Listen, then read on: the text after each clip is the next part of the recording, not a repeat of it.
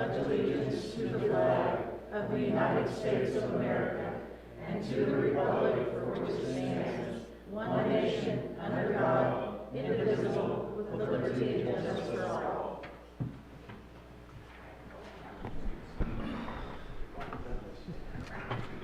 Okay, meeting is called to order at 6:02. Bob Brooks. Here. Doreen Klaus. Here. Christy McGehee. Here. Bobby White. Here.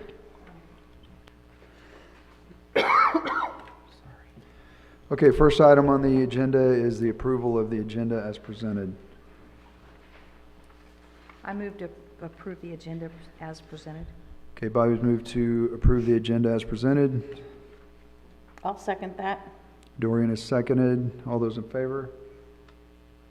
Motion carries. Okay, number 2 is the approval of the minutes from the December 18th, 2025 meeting.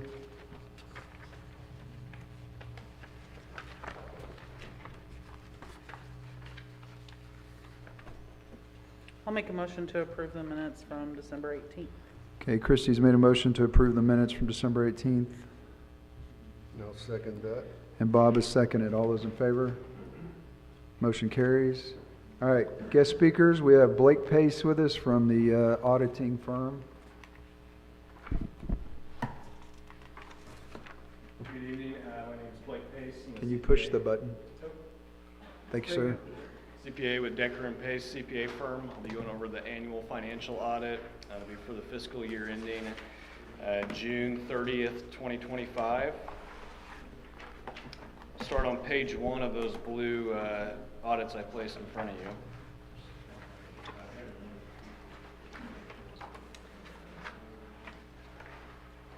Page 1 is what's titled the Independent Auditor's Report, and like every audit, this report kind of sets the scope for what happens during the audit process, and it does so by really 3 main paragraphs. There's the opinion paragraph, there's the responsibilities of management for the financial statements, and then there's the auditor's responsibility for the audit of the financial statements. So there's a lot of word salad on this letter, but kind of in plain English, what these paragraphs say is that during the audit, the responsibilities of management is basically to furnish to us all relevant financial information.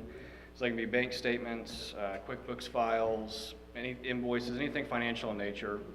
And then our job as the auditors is really to do 2 things.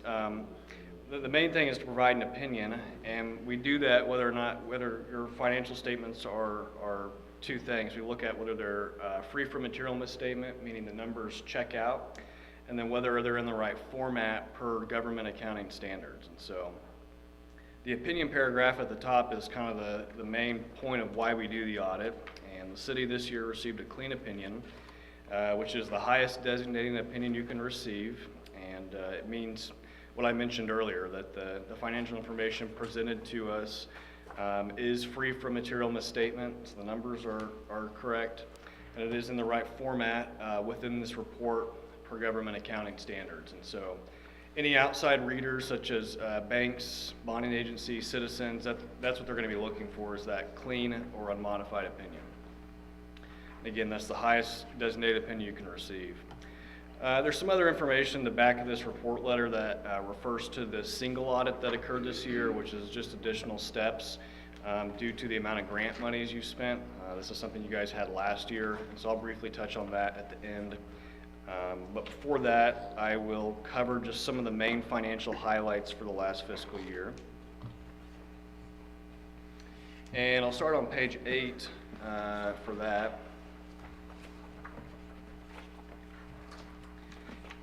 Page 8 is what's commonly known as a profit and loss statement. It has a different name for government accounting standards, but most people know it as a profit and loss. It shows your revenue, expenses, and really your net change. And this profit and loss is specifically for your governmental funds, so your funds that operate off of tax revenues, as compared to the profit and loss I'll go over in a minute, which is your proprietary operations, so your fee-for-service based operations, your water, sewer, things of that nature. So in total, the governmental funds had revenues, I'm looking at this far right column here, they had revenues of $980,497. They had expenditures of $1,204,926. And below, you'll see some other transfers and miscellaneous items. All in all, leading to a net change in fund balance of negative $59,109 to the negative. So, you know, really two things we look at here. How do the numbers compare to years past is one thing we look at. And the second thing is, how do your cash balances within the governmental funds compare to your expenses for the year? And so, in terms of a prior year comparison, I mean, everything was fairly consistent. You know, I mean, revenues were down a little bit, but that was just because you had grants last year, and so that's the reason why revenues were down. But all in all, everything was fairly consistent.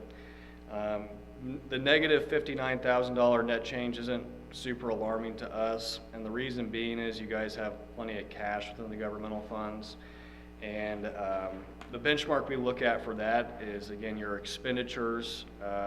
So you had $1.2 million roughly in annual expenses. And what we do is we break that down on a monthly basis. And so of that $1.2 million number, 3 months of that is around roughly $301,000.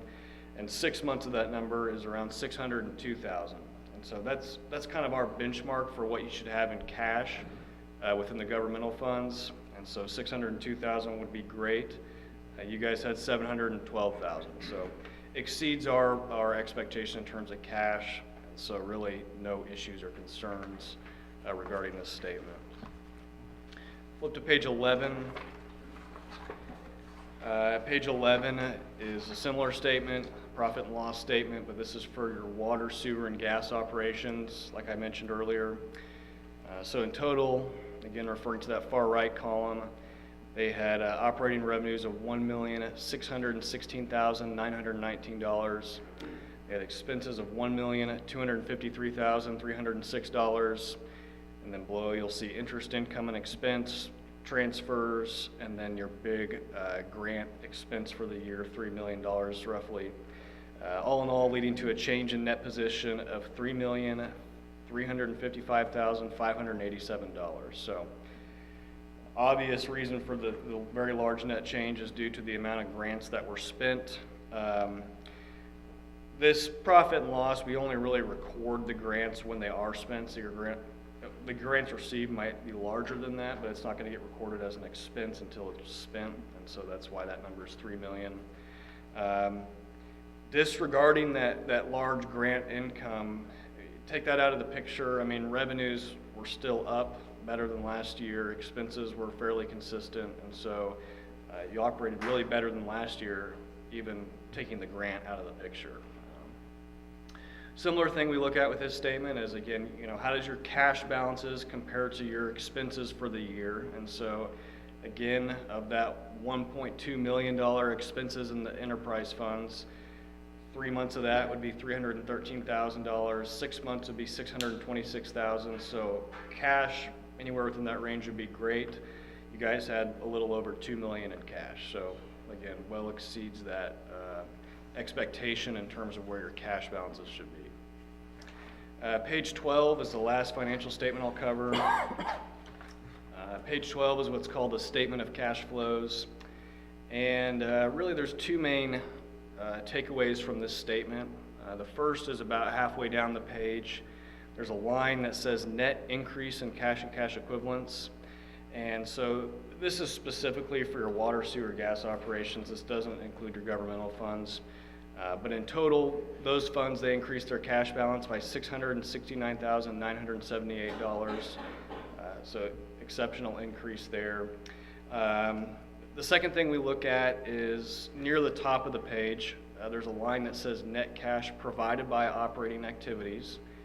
The number is $531,224. And what we look at is really just consistency on a year-to-year basis that this number is positive.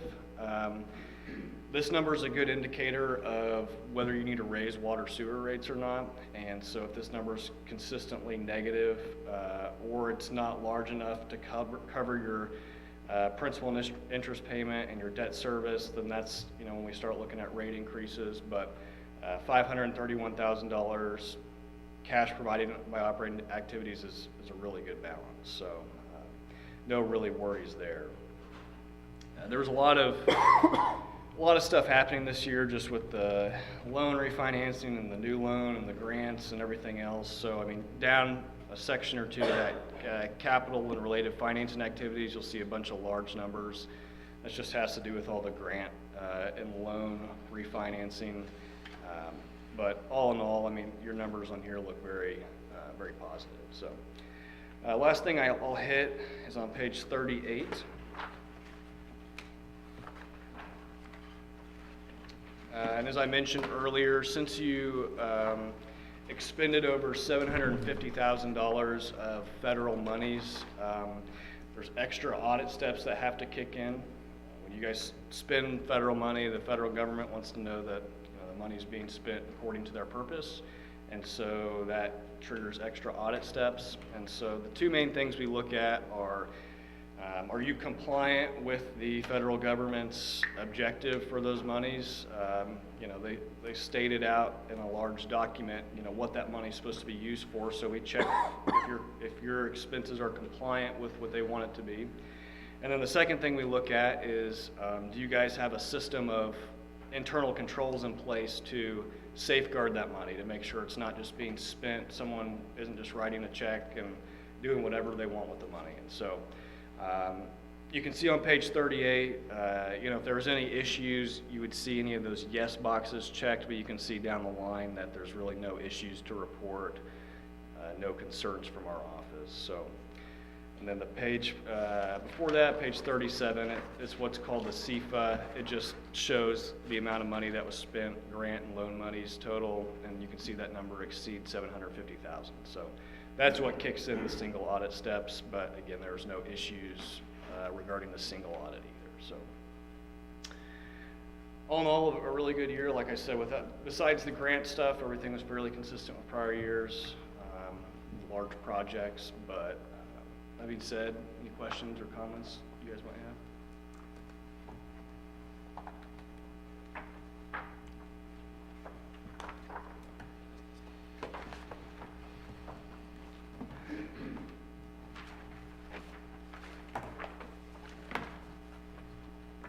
So, and I know you can't say, other cities' names and stuff, but, I mean, you said it's the highest rating. Is that something that happens all the time, or? Yeah, it is our does. city, is the city doing good compared to other places? So again, the opinion, it gets after two things. I mean, we've had cities that have, I won't name names. So one city had $40,000 in the bank, citywide, and you guys have close to $3 million. And they weren't much smaller than you guys. But they still received a clean opinion because after review, the numbers, they aren't materially misstated, so the numbers are correct. They might be bad, but they are correct. And whenever the audit's done, they are in the right format for government accounting standards. And so the advice we give during the presentation might not be positive, but it is a clean opinion because that's really what the opinion gets after is, are the numbers correct and are they in the right format? And so even if, it was a situation, this isn't the case for you guys, but if you had very little cash and, we're just operating poorly, there could still be instances where you receive that clean opinion because the numbers are correct. So, But you think that our percentages of reserves that we have for governmental and proprietary funds are? yeah, okay. they're good. Like I said, anywhere within that 3 to 6 month ballpark is going to be fine. And in both proprietary and governmental, your cash exceeded that 6 month threshold. Okay. And so they are strong balances across the board. With the big projects and stuff, it just does add a level of chaos. It's hard to track year to year how you're really performing because there's so much going on the past few years. But I tried to take some of that out of consideration on the grants and stuff, and even that considered, you guys are operating a little bit better than years past. So, yeah, no, I can't say the same about every city. We probably work with 60 cities now across Southwest Missouri, and not all of them have that great of cash balances. Oftentimes we walk into a lot of messes when we come and do the audit, and that's never really been the case with you guys. So. Okay, I appreciate it. I appreciate you guys being thorough too. I know it took a little longer because all the audits for the Yeah, federal stuff. thanks for bearing with us. You know, like I said, that does add a bit of extra procedures and cost and time. You know, we try to, when you get the federal government involved, there's just extra steps and due diligence, so we try to be really thorough with that. All right, I appreciate it. Yep, if you guys think of anything Anybody have after- questions? If you guys think of anything after the fact, our contact information's on that letterhead, so feel Thank free to reach out. Thanks, sir. Thank you. Okay, and the next guest speaker is Owen, going to talk about the water system construction bids.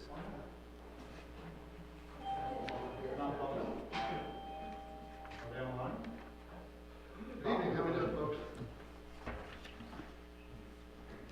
Pass out a few things here for just a second. Thank you.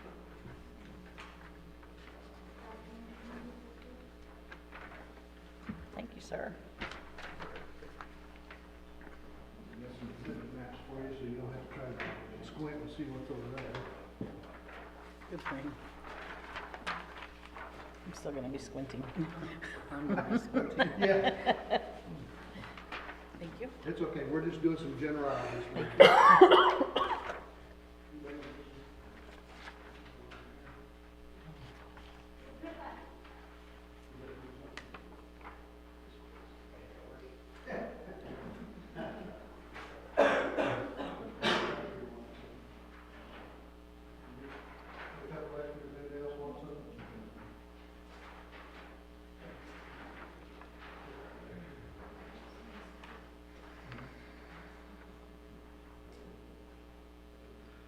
Okay, good evening. My name is Jeff Sepperly. I'm with OWN.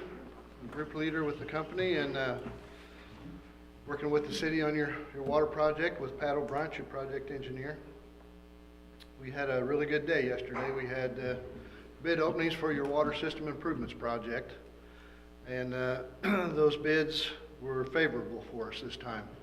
A lot of times in the last 4 years with all the upheaval with government funding and COVID, things have really been crazy. And this is one of the first normal bid numbers I think we've received, Pat, in just a little while.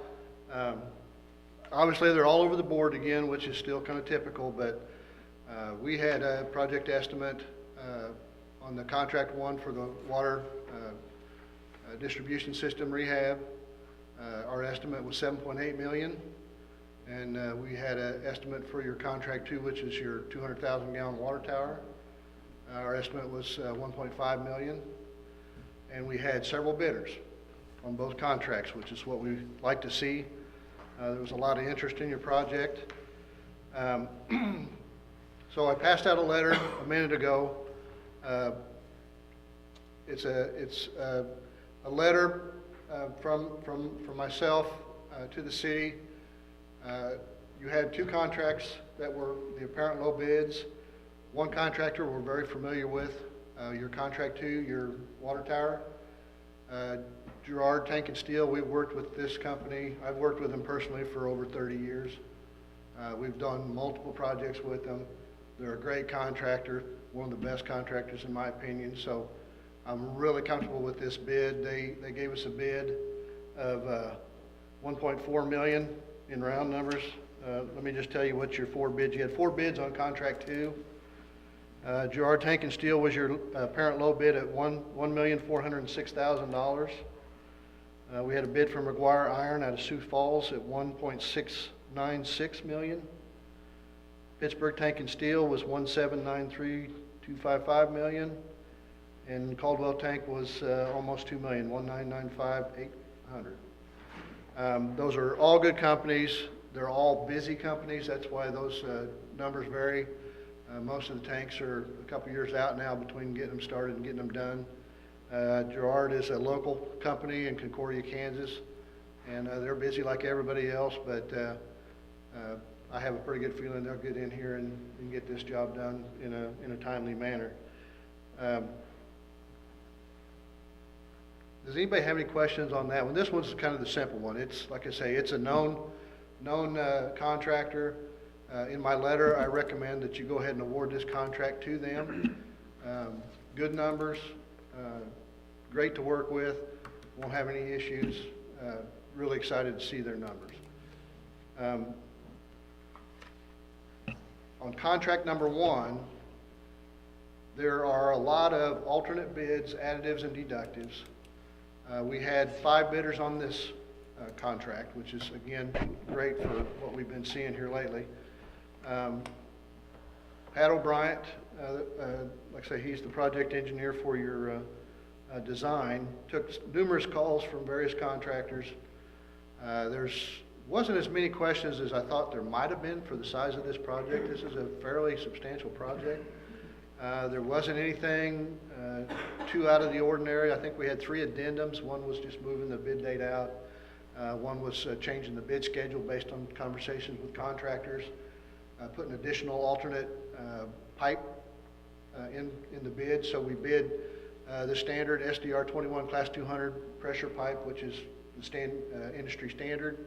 That was kind of our base bid, but then we alternate bid high-density polyethylene pipe, which is what all the gas companies use, and in fact, the city uses it on your gas mains. Jim's very familiar with it.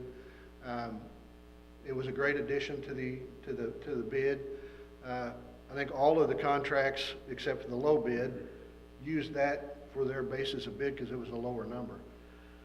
I'm going to just share with you a few numbers here, and then I'm going to have Pat. We're just going to give you just a brief overview of some of the options that you have available to you based off of the bids and the numbers. I cannot recommend the low bidder right now at this point. I've never worked with them until yesterday. I've never heard of them.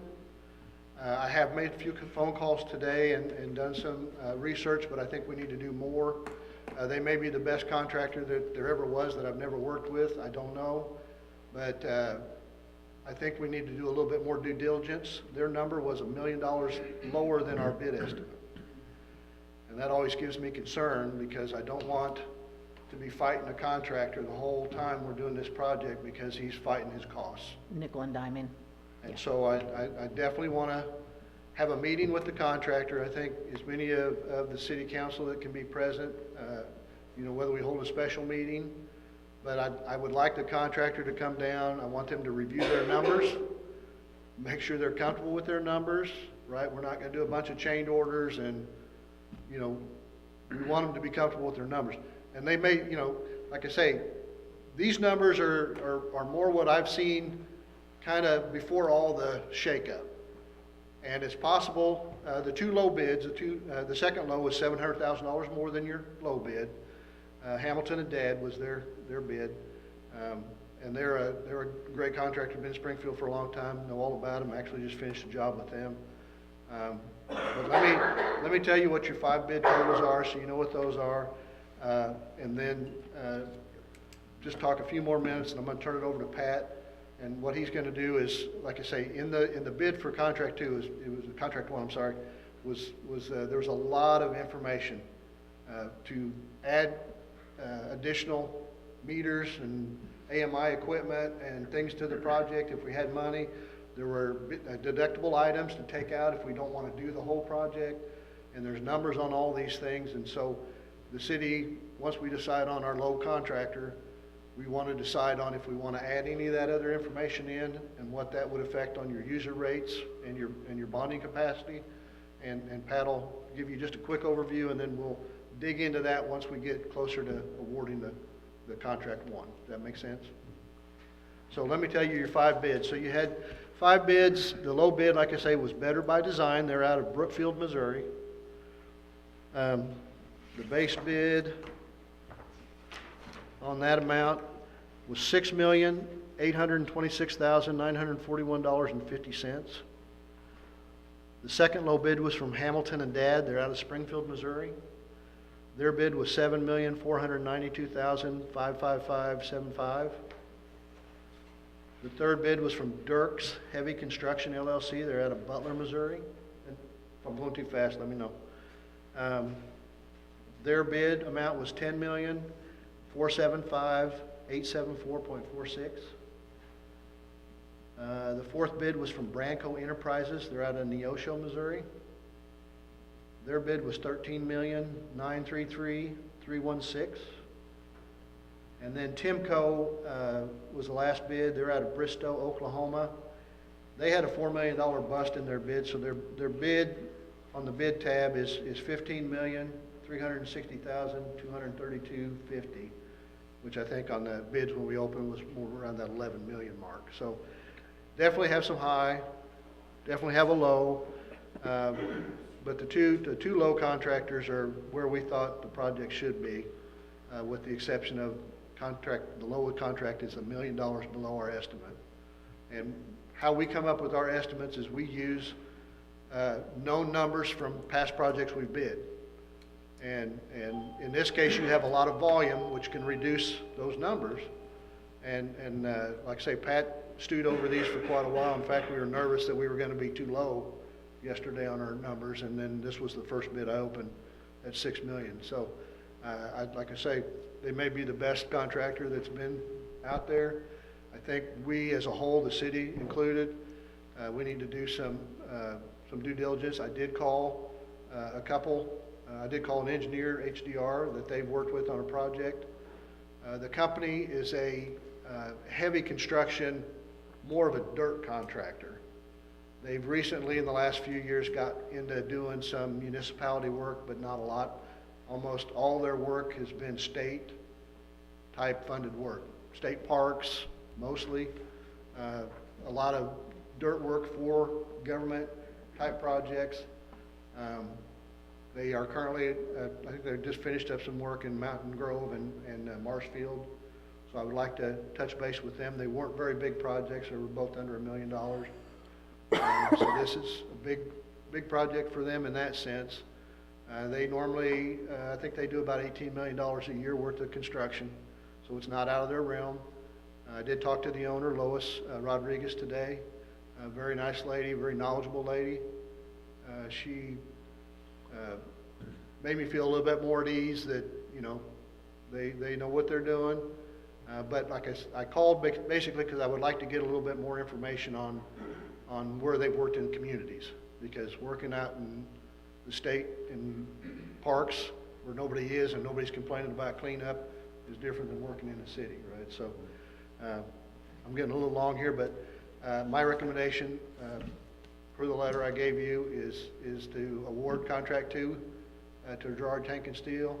And I think we need to either have a special meeting or, well, I think we need to have a special meeting, and I think we need to invite the owner from Better by Design to come down and just confirm that they have gone back through their numbers, looked at the job, and they can do it for what we want them to do it for. The lower bid is what we want, but we want them to confirm that to us, and then based off of that, in that meeting, then we can look at the alternates that Pat's going to tell you about here in just a second. And they're just going to be brief overview. Don't get them all in your head right now. It's just here's some options that are possible, and then we'll talk more about them at the special meeting. Anybody have any questions? Yeah, I'm excited for you guys. I know it's been a long time coming, and you know, sometimes the results aren't what we want, but this time they were exactly what we want. So, thank you. I'm going to turn it over to Pat.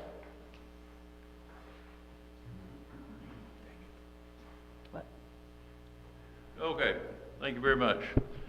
Yeah, as Jeff indicated, these are preliminary numbers, and they certainly will be verified more. But I wanted to give you a brief little history of it and how we got to where we're at and how we ended up bidding the project.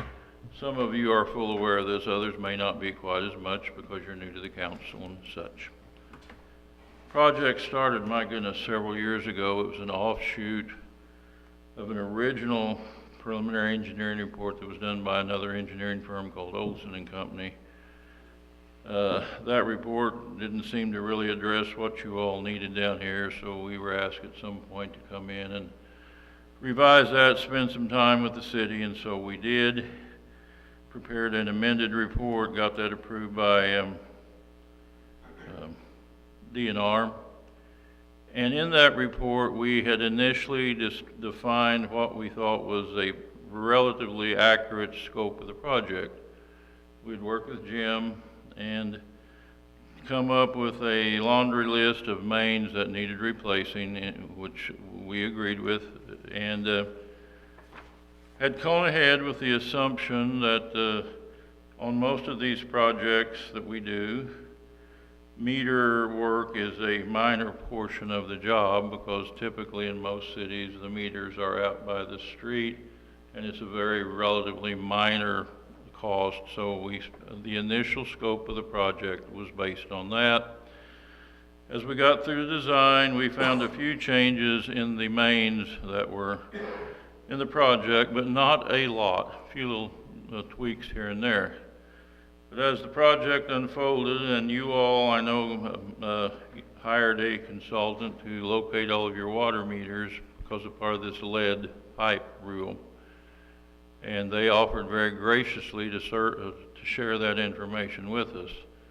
Well, during the process, we found that you have a lot of meters that are up in the yard, et cetera, et cetera. So we have tried to keep up with almost, you might say, a rolling estimate of what would it take if we tried to rectify all those situations and bring them out to the street, or do we leave them where they are, realizing that during all this time, shortly after COVID, prices are going all over the place. What we finally came up with as our bidding strategy was to have the base contract bid, which is based more or less on what our original scope of the main renewals were. And it included some areas of meter move out, which we had known from the beginning, because you've got some areas both in the south end of town, we're in the northeast, where you've got some what I call back lot lines, and the meters are back behind the houses. Was part of the renewal of those, we knew we were going to put the meters out in the front, the mains in the front. So we came up with probably 100 to 150 of those meters that were bid in the basic project, and those were envisioned at that time to be standard manual read meters.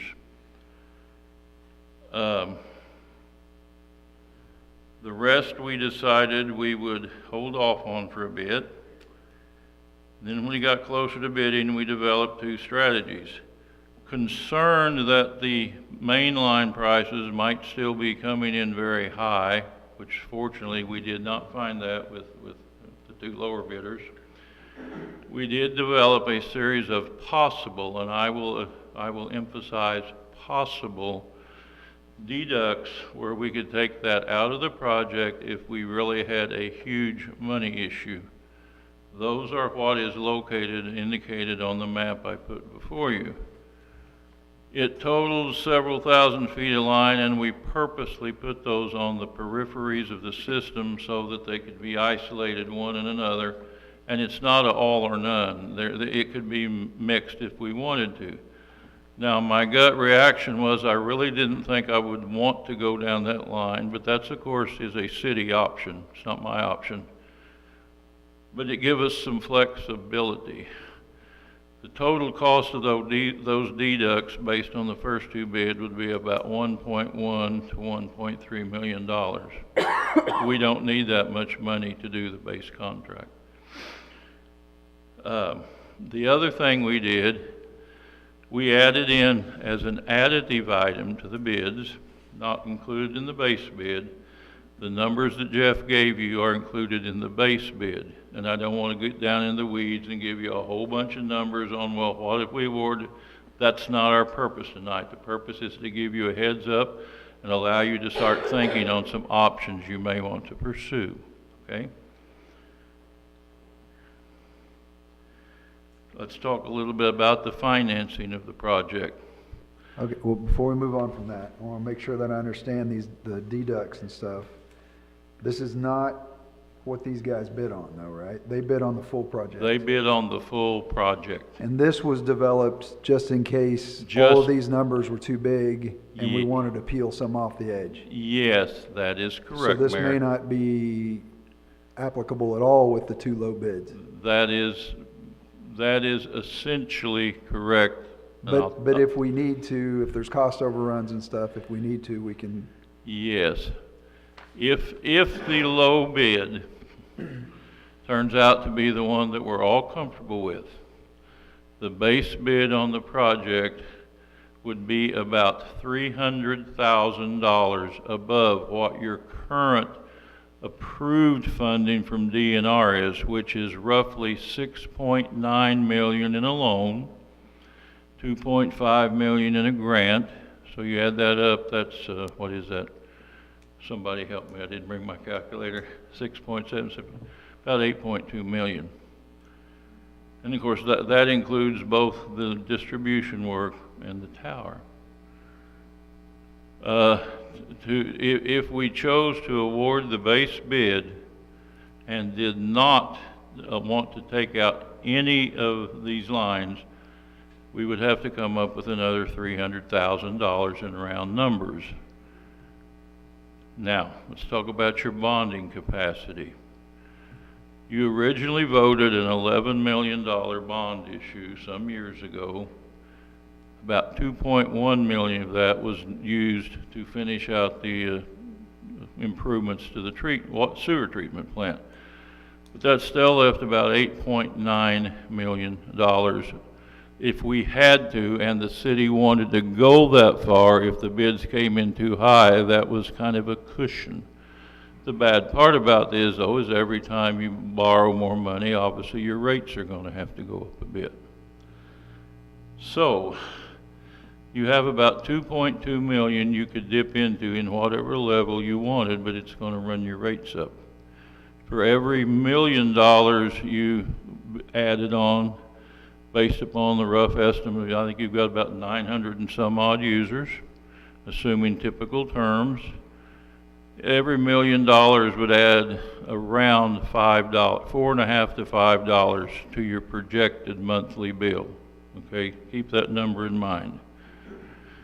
If we just address the base bid and the mains are on it, coming up with an additional $300,000+ would cost you about $1.30 a month extra in your rates.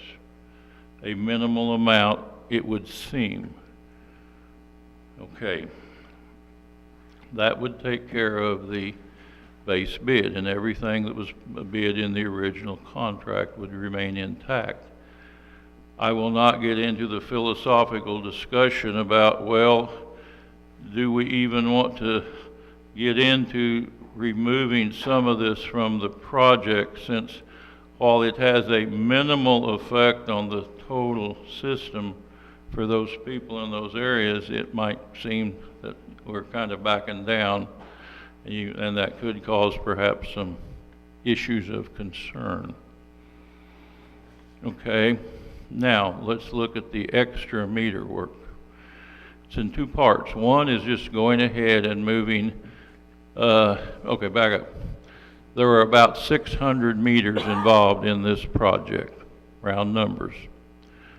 It's about not quite 2/3 of your meters. The other third of your meters are on mains that are newer, and we are not touching those, and we're never in the project. We only work, DNR only works on the meters that are associated with the mains, okay? So we've got about 600. We had about 100 to 150 we knew we were going to have to move out.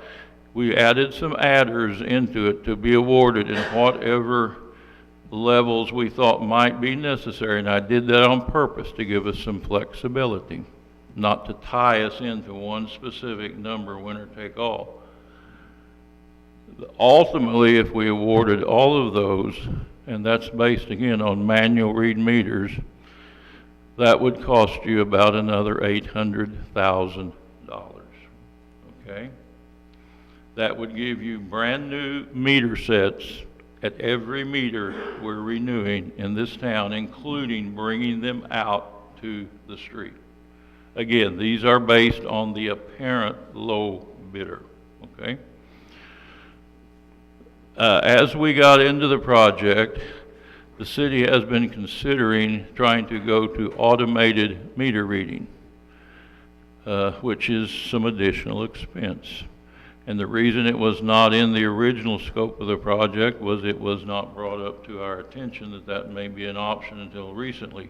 We did try at one point to get a total grant into the project for wholesale automated readings, and it was rejected by DNR as saying it's not appropriate to the scope of the original project. However, if you are putting in new meters as part of it, if you want to add an adder onto that, we would consider that as being an eligible cost. Well, for the low bid, that would be about $400 a meter additional. Well, if you do the math at about 600 meters, well, actually, we already had some of them in there, say 500 meters, that's about another $200,000, okay? So I guess I'm going from one extreme to the other, but if you wanted to keep the project intact, base project, but you wanted to take the top of the line on the meters for these 600 meters you got in the system, they would, the total of the two would be about 1.3 million additional dollars. Again, do the math. That's between probably $5.50 a month in a monthly increase over what your loan. Those together are about, I said, 1.3 million.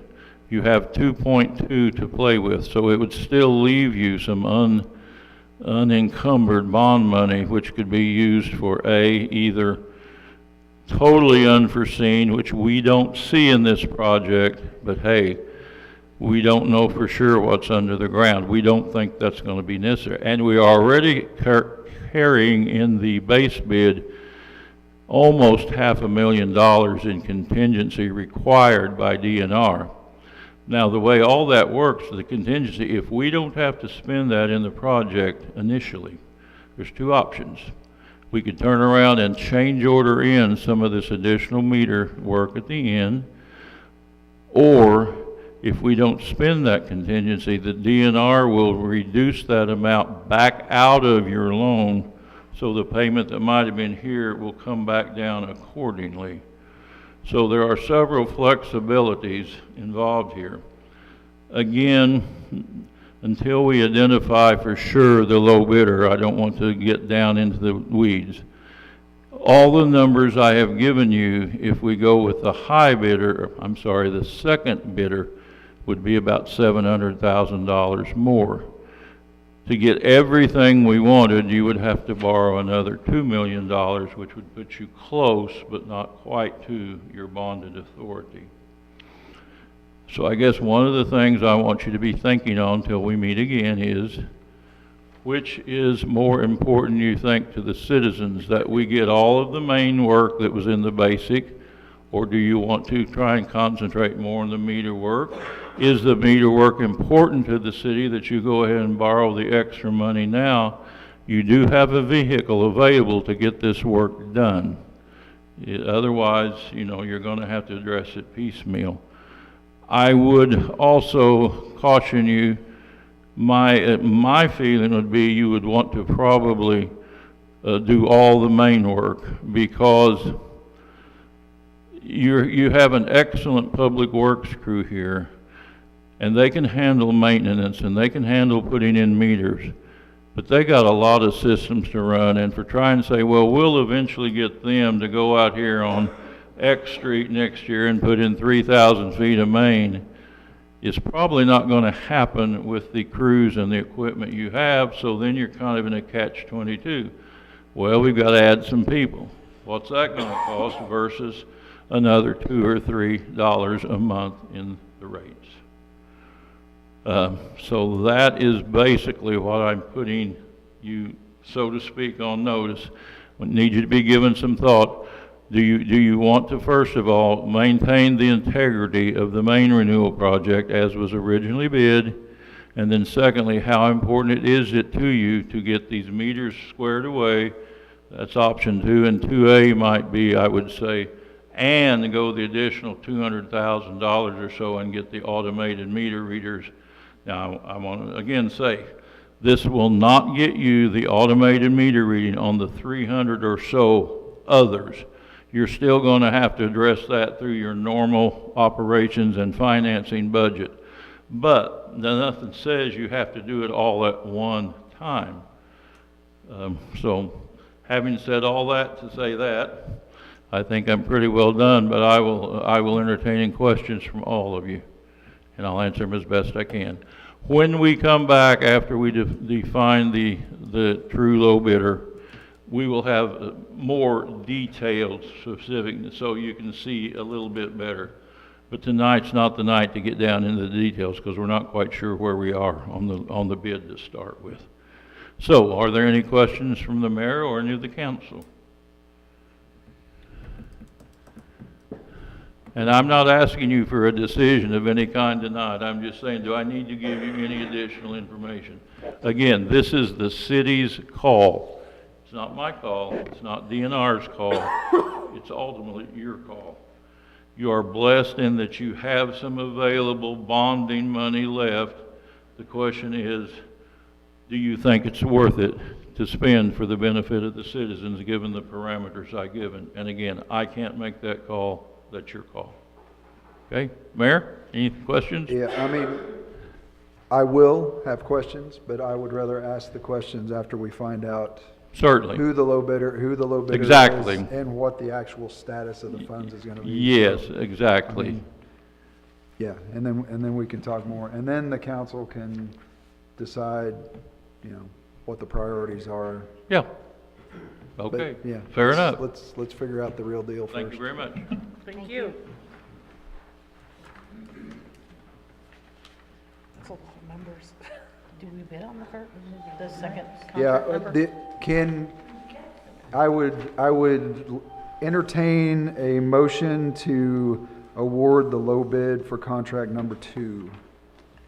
I'd like to make a motion that we pursue the contract number 2 to Gerard Tank in the amount of $406,000, sorry. Okay, Doreen's made a motion that we award contract number 2 to Gerard Tank and Steel. Do I have a second? I'll second. Bobby is seconded. All those in favor? Motion carries. So contract number 2 is good. And when are we thinking timeline-wise, we're gonna invite them down for a visit? You need to let me know what your schedule is when you're available. She said that she could be available when we need her. And like I said, I'd like to spend tomorrow and maybe the first part of the week just doing some more checking. You're welcome to do any searching or checking on your own. Like I said, what I've found so far is nothing but positive. Like I said, my two concerns are they don't have a lot of experience in working with communities, which there's a difference, and that concerns me. And then the low amount of their bid, being under by $1 million. And that may be the number, and that's great, but I want them to confirm that number to us. And we're gonna relook at some of our numbers and So you're basically gonna give them be careful what you ask for talk. It's because we don't want change order after change order after change order. And I don't have to be here every day to make sure that they're doing what they're supposed to be doing because they didn't bid enough money to get it done. Now, is this low bid the one that is not the pipes that we were talking about that are upgraded? It's They the don't have that older- included? It's the older style pipe, but we could ask them for a price for the HDPE pipe, and everybody else was lower, but that doesn't mean that they would be, but, it would be worth, we can ask them that, and then. Well, if they wanna do it, you wanna do it, we can change order into it, and take that amount. I'd just So like to have was the this the numbers. only one that wasn't the best pipe? Come on up, Patrick. I think there was 2 contractors that didn't bid the HDPE. Was that the 2 lows? No, the second low bid the HDPE. See, They that's were what the it ones was. that recommended it.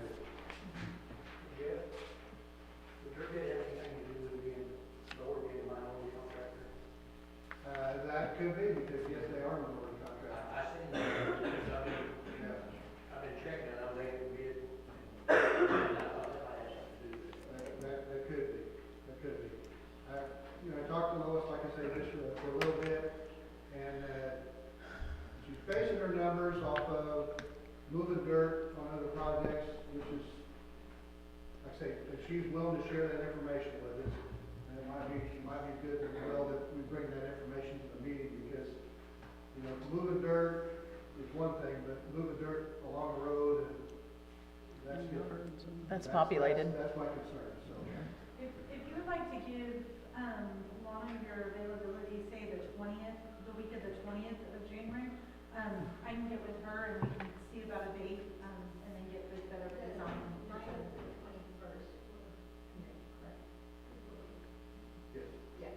But that week, if you can give me a couple of dates for the availability, I'll reach out to them. And I'm just speaking for me, I'm not speaking for the whole council, but if you guys are nervous, then I'm gonna be nervous. So, Just be pause. Like I say, they may be the best contractor we've ever ended up working with, I don't know. But anytime you're, you know, a little bit low is one thing, but we're $1 million low, folks. And I think we want to be sure that they saw the project. We want to go back and look and make sure that, you know, we're comfortable with our numbers, or if we can get to their numbers. That's kind of where I'm at. I want to see if we can get to their numbers and be comfortable with it. And Jim may be correct, that may be part of it. The concern, and not to say this is the case, the concern when it's that low, there are contractors who will put in a very low bid thinking they're going to change order up. Right. And then it would have been competitive where everybody else was. That's what we're wanting to make sure is not the And I situation. did ask that to some of the people I've contacted today, you know, the projects, how did they go? Were there a lot of change orders? Were they on time? And the comments that I got so far were all positive. That there were change orders, but it wasn't the contractor's fault. The projects were on time for the most part. You know, but they're mostly government park type projects where there probably isn't anybody there. They're run along the campgrounds, a lot of the campground type deals. They're $2 million, $4 million projects. They were the general on them. So they can do the work, but I would like to see a little bit more work in town. Like I say, it's a different animal, and that's just where my concern about it. So Jeff, what are your thoughts on the second lowest bid, that I contractor? would not have any hesitation working with it. It's been around for They've a long worked with them. time. I just finished the job with them. The cleanup was immaculate. They were working in Billings. I don't know if you drive by that way. They did a railroad bore and a tie-in across the highway 60 there, and it looks like there's grass growing right now, but that's just to clean up with their overspray on it, right? And so I'm very pleased with the work they did. The paperwork, very knowledgeable. They asked a lot of questions. They gave Pat several phone calls. That's the other thing that gave me a little bit of pause. The contractor that did the job, I didn't hear from him except for 2 days before the project, and he was concerned about hazardous waste cleanup, which is a great question. We sent it up the chain and got that resolved, but he's also an engineer, and so he could look at the plans and he probably didn't have any questions. So, like I say, there's two sides to all this, and like I say, the 6.8 number may be a great number for the project. We feel more comfortable just to have us take another look at it, and then I want the contractor to say, hey, we've looked at our numbers, we're comfortable with this, we've been working with the city, we can do the cleanup. I want them to tell us to our face. So are their supply costs, the costs that they've listed for supplies, are they comparable to these other companies? I'm sorry, The supply cost in the bids? So when Pat did his comparison last night, to kind of give you some numbers here today, he didn't see anything between the two bids. Sometimes there's a bid item where, you know, this guy's $1 million and this guy's 10. He didn't see any of that gave him pause that way to say, ooh, they need to look at this number again. So the numbers were kind of consistent, just lower on the one gentleman, obviously, and so nothing weird there. Okay. so how much say do we actually have in So what in you choosing want- which one we want? Like if we see you're nervous and we know that you're rock solid on the second one, after we do this next meeting and we're all like sketch, So to go to the second low, sorry, not to jump in. So, one of the things you wanna do is talk with Phil, right? Because you can get a bid thrown out. So the way the bid documents are put together, it's the lowest responsible bid. It's right on the bid. That doesn't mean we have to take the low bid, but we have to have just reason to right. not take that. There's gotta be reasons. And that would be a question for Phil. It's like, okay, and these are concerns, right? I mean, we're $1 million under our bid, our estimate. Doesn't mean our estimate's right, but we're $1 million below it. And our estimates are based off of numbers we've done probably the last year and a half. So, Jeff, I would say though, during the last 3 years, ever since COVID, the art of putting together an engineer's estimate is just that. It's as much as an art because you're trying to read the tea leaves. You're working off a base of bids that 3 or 4 years ago, you would have thought every one of them was outlandish. You almost get to the point of saying, okay, do I base my engineer's estimate on what I think it should be, or what do I think they will actually bid it at? And then you try and strike a happy medium between it. But I must emphasize, it's based on prior data that may be going this way, or it may be going this way. What we don't want to do is try and come with an estimate that's so high that we try or so low that it looks like, well, why did nobody? So I will be the first to admit, yes, that was my estimate, but it is based on previous things, and since COVID, it is really difficult to predict with any accuracy on any given project. I think the bigger question to be asked is, why are you $700,000 below the next bidder? Are you comfortable with your bid on that? I think that's a more pertinent question than saying, well, why are you $1 million under the, and when you look at a project of almost $8 million, $1 million is 12%, $500,000 is 6%. When you talk to X different contractors in a room on a project, you're easily going to get that type of variation from one contractor to another. So I think the main thing is to be comfortable that Better by Design truly understands the project, is willing to stand behind their prices, do the due diligence with checking with previous people they work with, realizing that any time you enter into a contract with anybody, unless you really know them well, there's always some uncertainty on how is this going to come out. So that's all I'll say about that. So even if you guys sit them down at this meeting and say, okay, you guys understand we don't want a lot of change orders, there's nothing rock solid to keep them from not doing change orders, right? well, so, Unless the, I'm comfortable with our bid documents, like I say, between Pat and I've been doing this over 35 years, 38 years now. So, we're comfortable that we don't have any big gaping holes that somebody's gonna say, oh, you didn't get this, and that's gonna be $100,000 extra dollars. There's gonna be change orders because there's gonna be, we're gonna have to move this here, we're gonna do something different. and there's difference in supply But costs and we're stuff. talking minimal change orders, we're not talking, getting up to $700,000. The change orders I see on this will be because of the uncertainty on your existing record when we go to put in lines.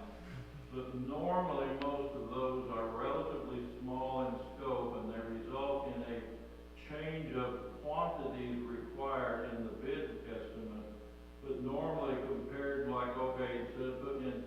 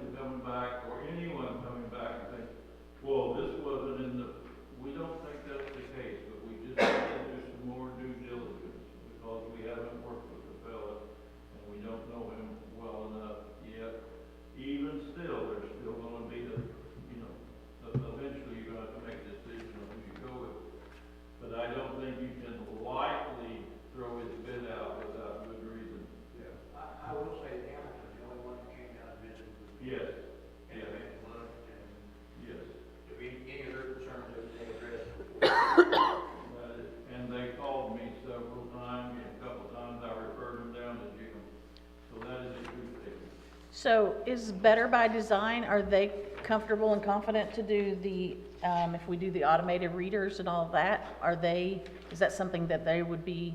Yeah, so that's a supplier supplied item, so, I mean, that's, you know, I don't know if we're installing the actual meters or we buying them with the city. No, we wouldn't know. To get the funding from the DNR, the contractor has to put it in. But They those will are- not pay for what. they just falls buy the before unit the from the council. supplier. That's their rule. But if we're moving the meters back to to the road to be closer to the main? They were all in the bid. That's in the bid. So Okay. everything was in the bid, so it wasn't in the base bid, but they all had to bid on the additives and the Okay, deductives. and they So have that's- experience moving multiple 500? That's kind of the question. Yes, that's a question I would Yeah. have. Okay, So I don't really wanna cause, you know, angst, right? We just wanna, like I say, I've never worked with this contractor. I have angst. I have angst too, so. Thank you. Thank you. Thanks, Feel guys. free to reach out, like I say, questions come up after you go home tonight, reach out tomorrow because there may be questions you wanna ask. Thank you. thank you. Okay, that's it for guest speakers. We're going to move on to new business, which is bills to pay and balances on hand.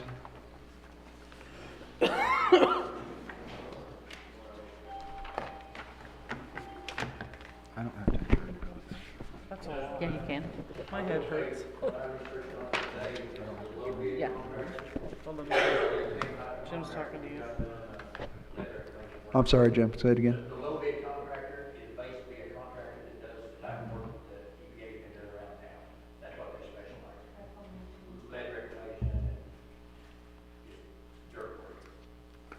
That gives me concern. Yeah, that gives me angst. Yeah. I mean, if you want to just see the difference, you can just, look at their websites. You know, and just, Okay.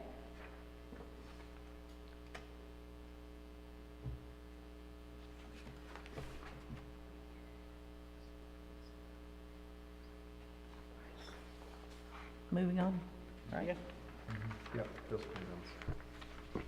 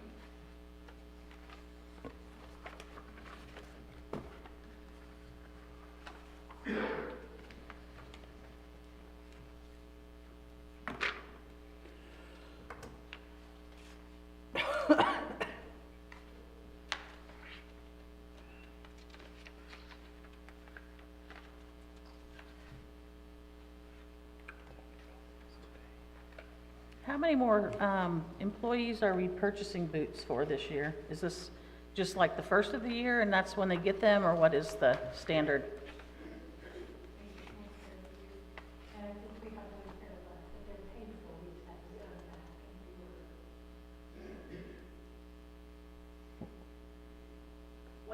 once a year. So this is when everything's,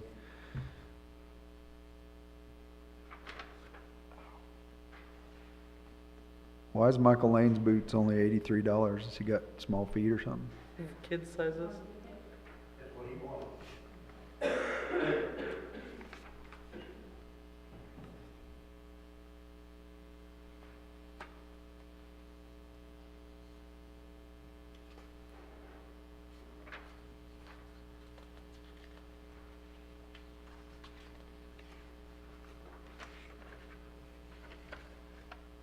Did you want to talk about the CDs? You put the CD renewals in here. Did you want to talk about it? The CD rates have gone down. The CD rates have gone down to 3.5%.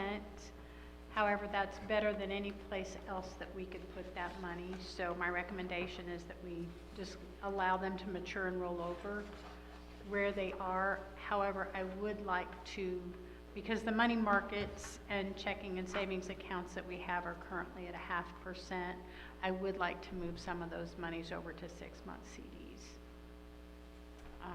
Money from the water fund and sewer fund, instead of just letting them sit in the money market accounts, move them to CDs.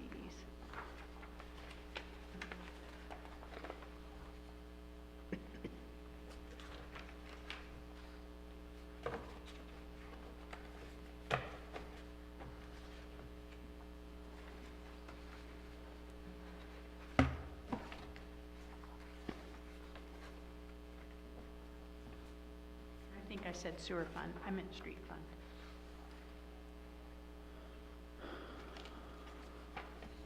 Okay, that's going to require a motion? It doesn't? No, previous minutes allow me to make those decisions. I just wanted to keep the board informed.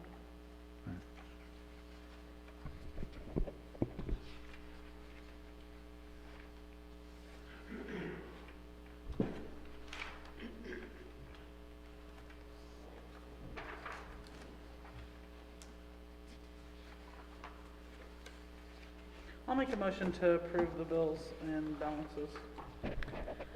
Okay, Christie's made a motion to approve the bills to pay and balances on hand.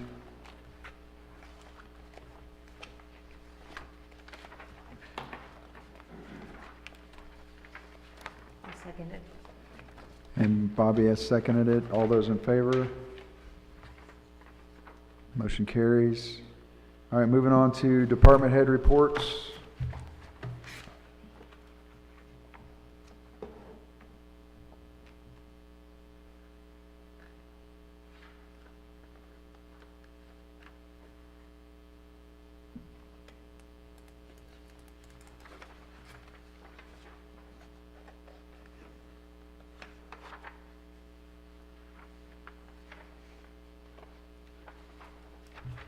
So the East Newton project, is that, which route are they leaning towards? Well, a lot of that's, you know, they pick basically 3 routes. You know, one of them is 86 down Beat Highway. The other one, I think, is Raccoon coming out down to the Hebert lift station are the 2 that we're really looking at. One from the engineering estimates is, you know, coming down B and 86 was like a $4 million proposed project, whereas the other route is maybe half. So whether DNR would approve one route over the other, but if you guys got a preference over a route, they can always present that with, you know, some arguments of why we should go that route. And then DNR can say yes or no, you know, as far as the route. So if you guys. But we ain't paying, right? As our operator, what is your preference? As our operator, what is your preference? I don't really have a preference. I mean, I know some prior mayors or council, I've heard say, you know, they would like to see it come down 86 and Beat Highway. Just in case we push the city limits out. You know, in case of future development or city expansion. So that would be a, you know, a good route. The other route coming in over to the Hebert lift station, we're looking at having that one rehab as part of that project. As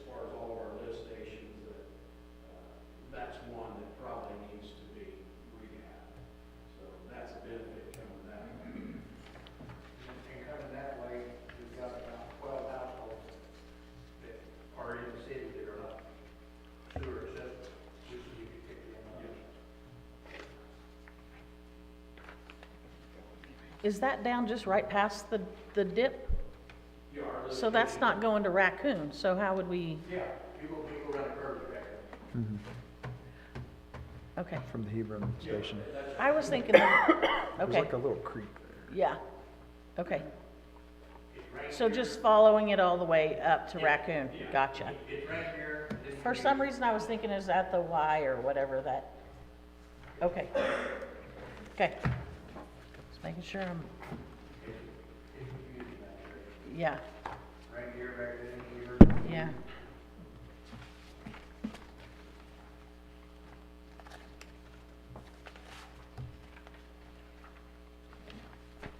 Thanks for all of the help for the Christmas parade and activities.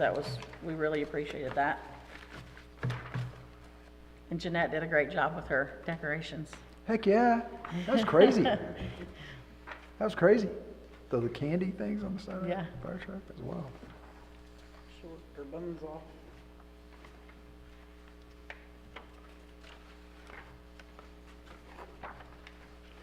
Some very happy kids and families.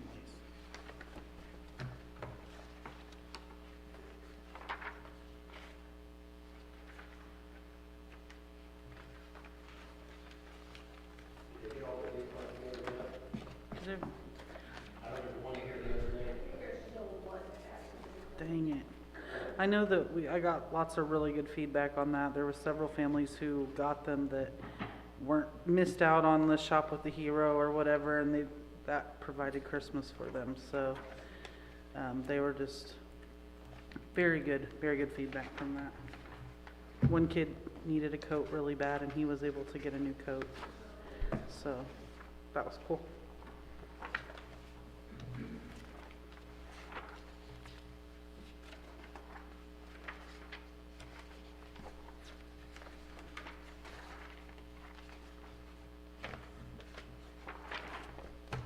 I'll make a motion, we approve the department head report.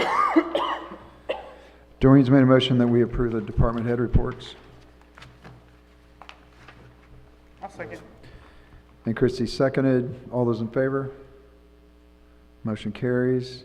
And before we go to the approval of the audit, I would like to go to the bathroom. Do I have to adjourn or make a motion or?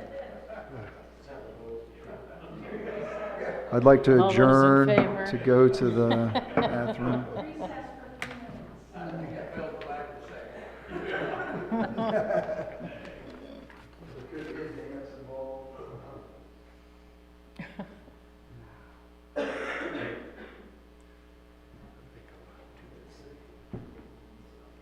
I think I'll grab a tissue. I've been needing a tissue like this whole. No, I need a tissue. I tried to get one of these, I was like, should I walk up there and get rid of it? Okay. I was like, I can throw it. Gosh, it's just a dry cough. I don't know where it came from.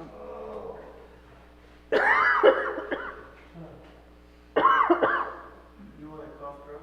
No, I'm real weird about flavors. No. Thank you, though.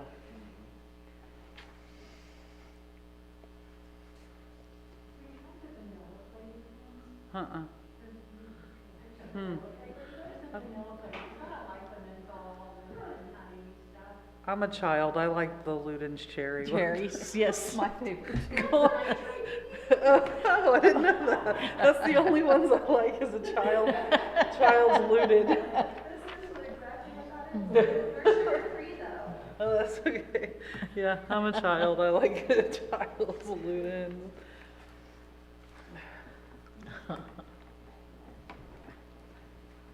Yeah, that's great.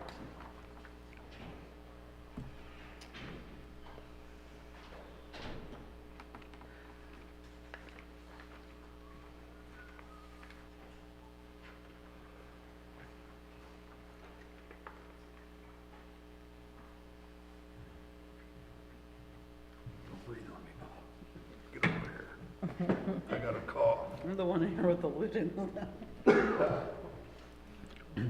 Okay, next item on the agenda is approval of the audit. So what exactly is involved in that? Do we have something we need to sign?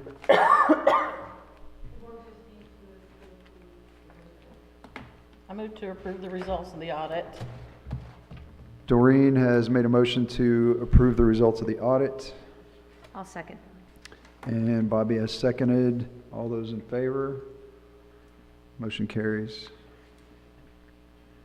Okay, ordinance 969. An ordinance to amend section 720.040, paragraph C, chapter 720, sewer charges, charge of the municipal code of the city of Granby.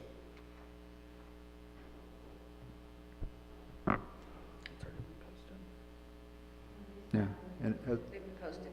it has been posted. Okay, I would entertain a motion. I have a question.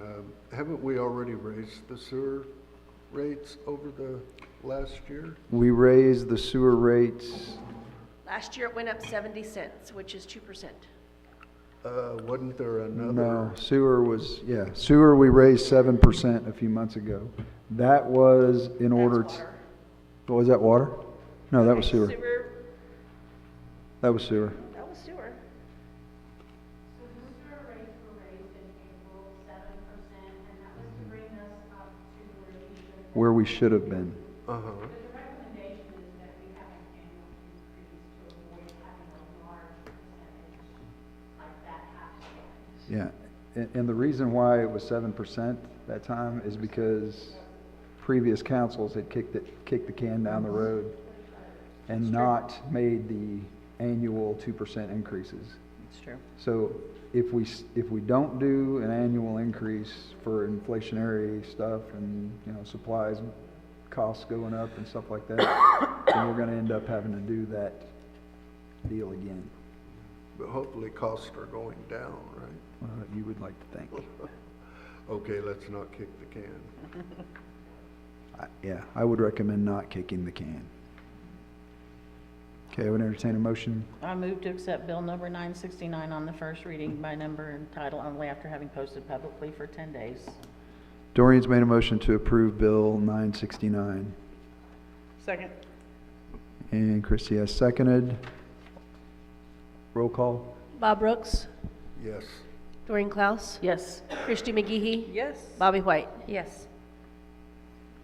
Okay, that bill passes.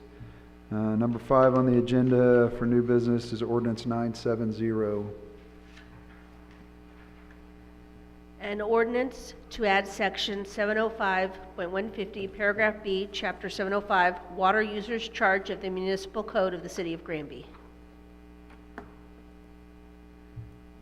And this has been posted? It has been posted for 10 days. Okay, I would entertain a motion. I move to accept bill number 970 on the first reading by number and title only after having it posted publicly for 10 days. Okay, Christie's made a motion to approve Bill 970. Do I have a second? I'll second. And Bobby has seconded. All those roll call. Bob Brooks, Yes. Doreen Klaus, Yes. Christy McGehee, Yes. Bobby White. Yes. Okay, moving on to old business. Next item on the agenda is closed session, and I would entertain a motion. Make a motion to go into closed session in accordance with RSMO 610.021, legal matters and personnel matters. Okay, Doreen has made a motion to go into closed session for legal and personnel matters, I'll second. and Bobby has seconded. Roll call, please. Bob Brooks, No. Doreen Klaus. Yes. Christy McGehee, No. Bobby White. Yes.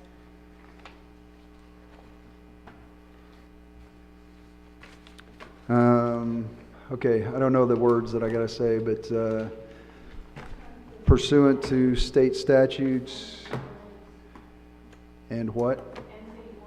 And city ordinance, in the case of a tie on the city council, the mayor gives the tie-breaking vote, and I vote to remain in open session and not go to closed session. Second item on the agenda is approval of the city administrator's job description. I would entertain a motion. I'll make a motion to approve the city administrator job description. I've got a motion from Christie to approve the city administrator's job description, Now second. and I've got a second from Bob. Roll call, please. Bob Brooks, Yes. Doreen Klaus, No. Christie McGehee, Yes. Bobby White. No. Again, pursuant to state statute and city ordinance, the mayor gives the tie-breaking vote in the case of a tie on the city council, and I vote to approve the city administrator's job description as was amended in the last closed session. Item number 3, a resolution.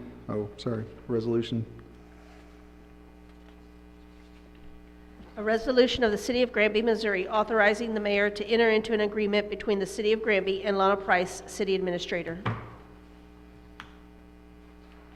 think I read the whole thing, though.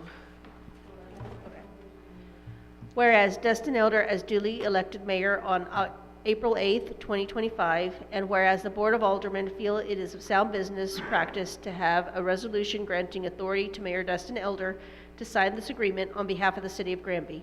Now therefore be it resolved by the Board of Aldermen of the City of Granby that Dustin Elder, as mayor, is authorized to sign on behalf of the City of Granby an employment agreement between the City of Granby and the City Administrator, Lana Price.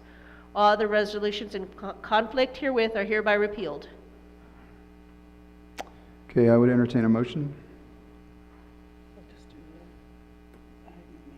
Oh, we just got to do a roll call? Just roll call? After the motion. Oh, we need a, I okay, just I make do a need a motion motion. to accept the resolution? Yeah, okay, I make a motion to accept the resolution. Okay, Christie's made a motion to accept the resolution, And I'll second it. and Bob has seconded. Roll call? Bob Brooks, Yes. Doreen Klaus, No. Christie McGehee, Yes. Bobby White. No. Okay, again, pursuant to state statute and city ordinances, the mayor casts the tie-breaking vote in a tie of the city council, and I vote to accept the resolution to sign the employment agreement between the City of Granby and Lana Price as amended in the last closed session where we talked about it. Okay, public comment time. Do we have anybody signed up for public comments? Anybody? You still have to put no. Do you have to sign and put no? Do I have to sign if I put no? I- Okay. Okay, and I would entertain a motion for adjournment. Oh, she's got to put her sign.